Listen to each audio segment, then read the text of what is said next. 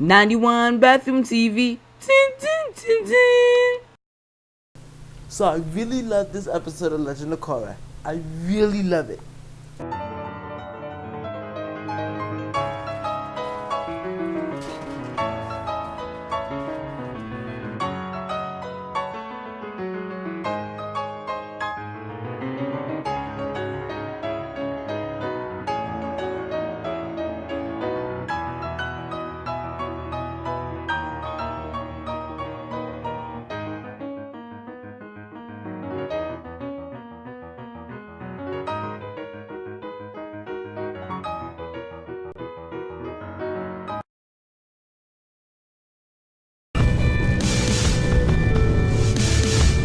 Hello ACVGers, my name is Kevin Jackson and this is ACVG, Anime, Comics, and Video Games. So, basically, the last Legend of Korra episode, in book 4, season 4, whatever you want to call it, episode 2, is called Korra Alone.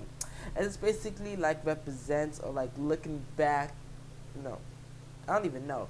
Like, it just looks back on like the episode from the last airbender called Zuko Alone.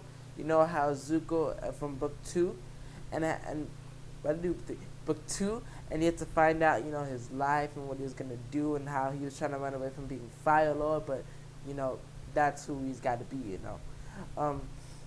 So basically that was just like a reference to it, I guess. And then so I don't even know if you guys remember like the last Airbender episode titles. Just kidding. I know you guys do. Okay.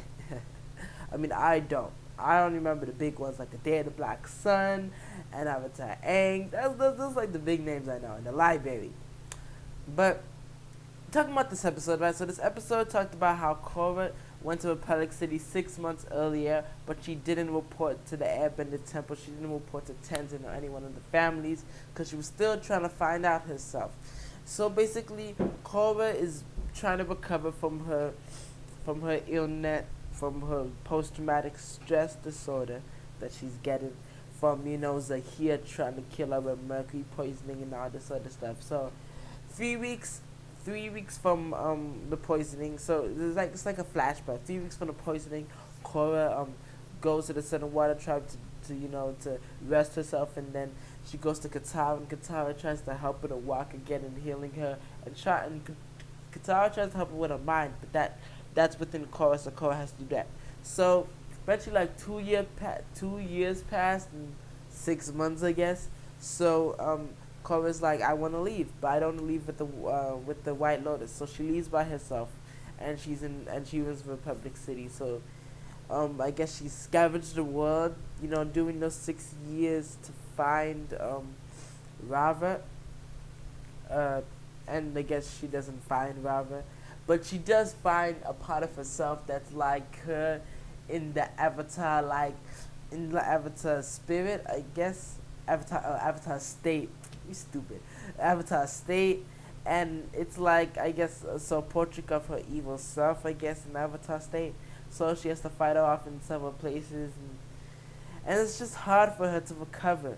And then she goes to the spirit world and goes to the Tree of Life to see if she could contact Rava, but it doesn't work. And the spirit's like, I want to help you, But Korra's like, nah, I don't care about you. So eventually she ends up in Republic City in this earth-bending ring, I guess. Earth-bending ring. Because the spirit not the spirit, her dark Avatar state spirit led her there.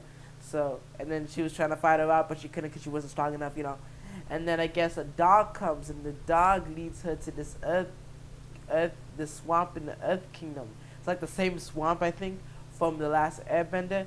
And then once they get into the swamp, the dog turns into the spirit from the spirit world when Korra was, by the Tree of Life. And she was like, oh, I came to help you, and all this stuff. And she's like, you're going to find somebody here that's going to help you, okay? And then guess what happens? Who appears? The Dark Avatar Spirit. And they're like fighting each other, Korra and Dark Avatar Spirit. And eventually Korra gets knocked out because she's so helpless and she can't defeat her own Dark Spirit. And somebody rescues her. And that person is Toph. She was like Twinkle Toes. I was like, that made the episode good. Not only because it was a flashback, on everything, but because of Toph, you know. I mean, I think the flashbacks were more highly than Toph because they just added Toph to sprinkle in that, oh, it's still a good episode. Just because it's a flashback doesn't mean that it's boring or anything like that. But I like looking back on the flashback, making sure we know what happened to Korra. Because if we just continue to show me, we're like, yo, Korra just, you know, she just magically appeared in Republic City. You know, I would have been like, tell me the details. I know that's not true. So yeah, so at least they gave us some backstory. So guys, I really liked this episode.